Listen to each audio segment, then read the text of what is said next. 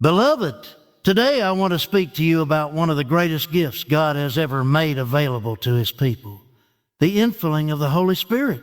Not merely an experience, not merely a moment, but a divine empowerment that transforms ordinary believers into bold, Spirit-led witnesses of the living Christ. Some have struggled, some have wondered, some have waited. But God never intended the receiving of the Holy Spirit to be complicated, confusing, or burdensome. He desires every one of His children to walk filled, saturated, overflowing with the Spirit of the living God. God didn't promise the Spirit to the perfect, the polished, or the spiritually elite. He promised the Spirit to every believer. Jesus said, "The Father will give the Holy Spirit to those who ask Him." This means you don't earn Him. You simply receive Him. Some think the Holy Spirit was for the early church alone, but Scripture declares, "The promise is unto you, your children, and all who are far off." If you're alive today and you belong to Jesus, you qualify. What He did in the book of Acts, He still does today. Doubt is the thief of spiritual expectation. You don't have to understand everything to receive from God. You simply have to believe He is true to His word. Say in your heart, Lord, I believe your promise is for me." That simple affirmation opens the door of your spirit. God moves where there is faith. You don't beg, bargain, or plead. You ask boldly and confidently, knowing you are asking according to His will. Pray simply, Father, in the name of Jesus, I receive the Holy Spirit right now. Heaven responds to that prayer. The Holy Spirit does not force His way in. He fills the surrendered places of your life. As you open yourself, your heart, your mind, your voice, the Spirit begins to flow. Yielding means cooperating. Yielding means stepping aside and letting God move. When the Holy Spirit comes upon you, He doesn't come timidly or halfway. He comes like rivers of living water. There is a divine overflow, a stirring, a joy, a liberty. Some feel it strongly, others gently. Some speak in new tongues instantly, others after a moment of worship. Don't try to manufacture anything. Just expect God to do what He promised. The Holy Spirit supplies the utterance, but you supply the voice. He won't move your lips for you. He gives you the words inwardly, the prompting, the flow. As you speak out the sounds He inspires, the river breaks forth. This is partnership, your voice and His Spirit working together. Receiving the Holy Spirit is not complicated. It is not reserved for the chosen few. It is a divine gift waiting for an open heart. If your heart is hungry, He will fill it. If your spirit is thirsty, He will satisfy it. He will satisfy it. If you ask in faith, He will respond with power. Today can be your moment, your upper room moment, your Acts chapter 2 moment. Not because of emotion, not because of pressure, but because God keeps His promises. May you receive the Holy Spirit with full assurance, full joy, and full expectation. And may the same power that raised Jesus from the dead flow like a river through your life. Amen. The Holy Spirit is God's promise, and understanding this truth requires the believer to shift from a mindset of striving to a posture of receiving. When God calls something a promise, it is not a suggestion, not a possibility, not an optional blessing reserved for a few, but a guaranteed inheritance woven into the very fabric of redemption.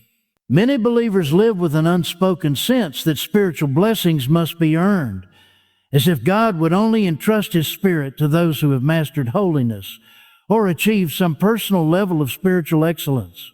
But the promise of the Spirit is rooted not in our perfection, but in Christ's obedience, His sacrifice, and His resurrection victory.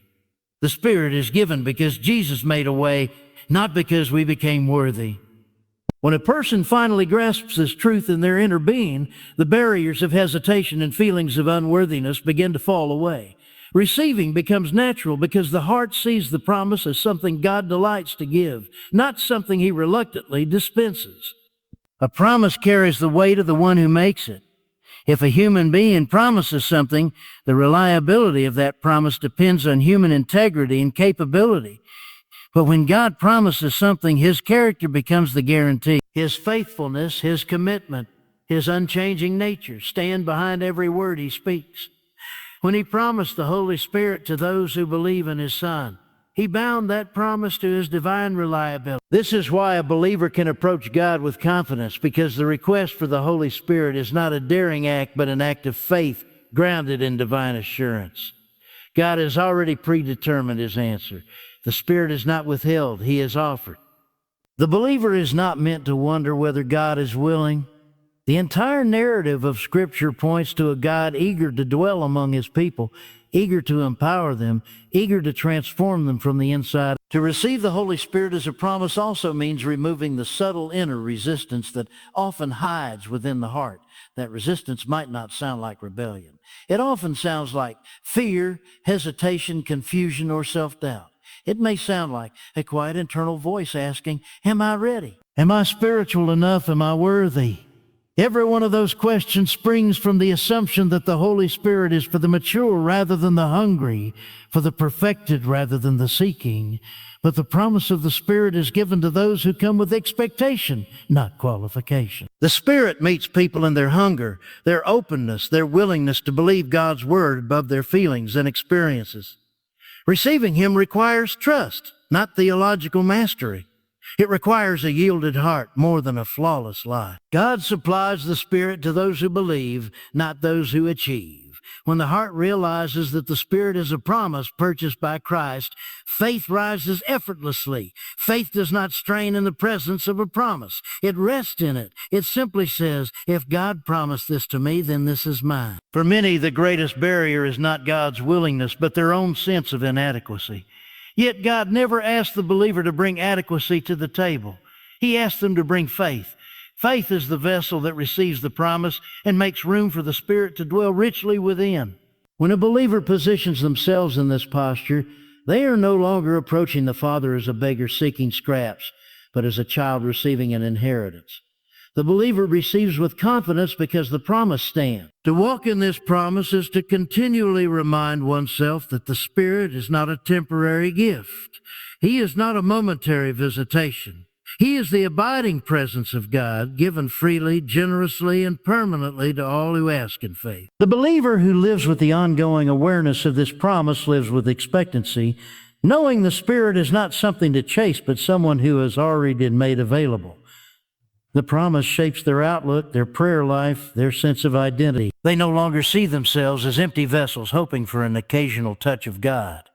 They begin to see themselves as carriers of divine presence, made able by grace to walk in supernatural fellowship with the Spirit of God. To receive the Spirit as a promise also means recognizing that delay is not denial.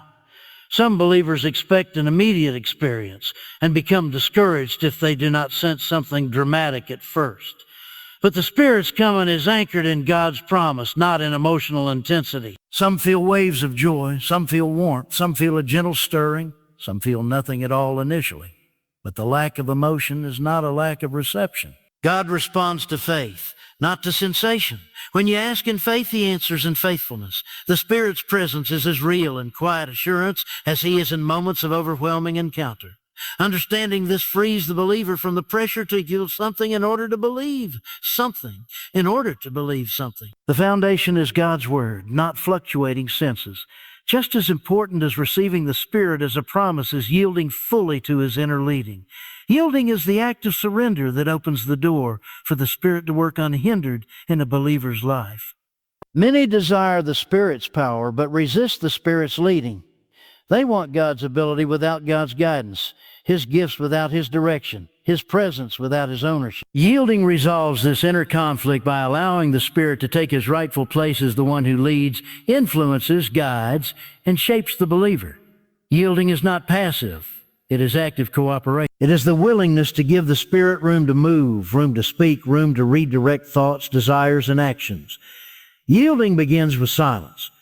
A heart that never slows down, never quiets itself, never stops long enough to listen, cannot perceive the gentle voice of the Spirit. The Spirit does not shout over the noise of a restless mind. He speaks in impressions and nudges and whispers, in quiet convictions that arise in moments of stillness. Yielding requires the believer to tune their inner ear to the Spirit's frequency, to cultivate an awareness of His presence that grows stronger with practice. This is not achieved in hurried moments, but in intentional stillness where the believer says, "Speak, Lord, I am listening." When the believer becomes accustomed to recognizing the Spirit's subtle movements, yielding becomes natural. Yielding also involves obedience. The Spirit often leads through small, seemingly insignificant instructions. Speak to this person, pray for that need, Turn away from that distraction, forgive that offense, resist that temptation, pursue that. Many overlook these gentle directives because they seem minor, but obedience in the small things sharpens sensitivity to the Spirit in the larger things. Yielding is cumulative. Every act of obedience strengthens the believer's alignment with the Spirit's voice. Every act of resistance dulls it. A yielded believer grows in clarity, while a resistant believer grows in confusion. The Spirit is not silent. He is often ignored. Yielding restores the flow of divine direction. To yield to the Spirit is also to trust Him beyond natural reasoning. The Spirit may lead the believer into things that do not immediately make logical sense. He may prompt them to step out in faith, to speak when they feel timid, to wait when they feel impatient, to move when they feel unprepared. Yielding requires the believer to value divine wisdom above human calculation. The believer learns to say, "Holy Spirit, you know more than I do. Your way is better than mine." This humility becomes the soil in which spiritual maturity grows. The Spirit leads into truth, into righteousness, into peace, into divine opportunities, into supernatural assignments. Every prompting is purposeful, none are random. Yielding also touches the area of attitude. The Spirit desires to cultivate Christ-like character: love, joy, peace, patience, kindness, goodness, faithfulness, gentleness, self-control. These qualities do not arise from human effort. They are produced by the Spirit when the believer yields their temperament, their reactions, their impulses, their emotions to His influence. When irritated, the Spirit whispers patience. When anxious, the Spirit whispers peace. When offended, the Spirit whispers forgiveness. When tempted, the Spirit whispers strength. Yielding transforms the internal landscape, reshaping thoughts and emotions according to the nature of Christ. It is an internal molding, a shaping of the heart that produces outward transformation. Yielding to the Spirit's leading also requires an openness to correction. The Spirit convicts gently but firmly. He does not condemn. He corrects in love.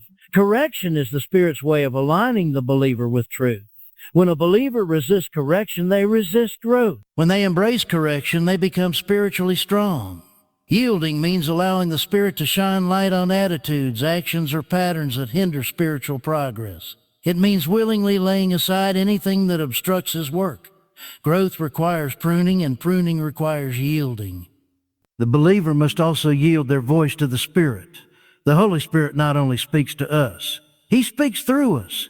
He gives utterance, inspiration, and boldness. Whether in prayer, in worship, in testimony, or in spiritual gifts, the Spirit desires to express Himself through the believer's yielded vessel.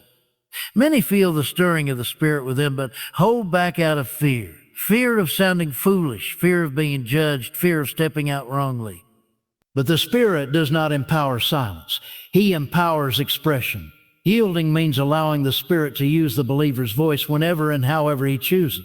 When the believer speaks under His influence, the Spirit's life flows out and impacts others. Yielding includes letting go of the need for control. Humans love controlling outcomes, controlling impressions, controlling appearances, but the Spirit leads in ways that challenge human control.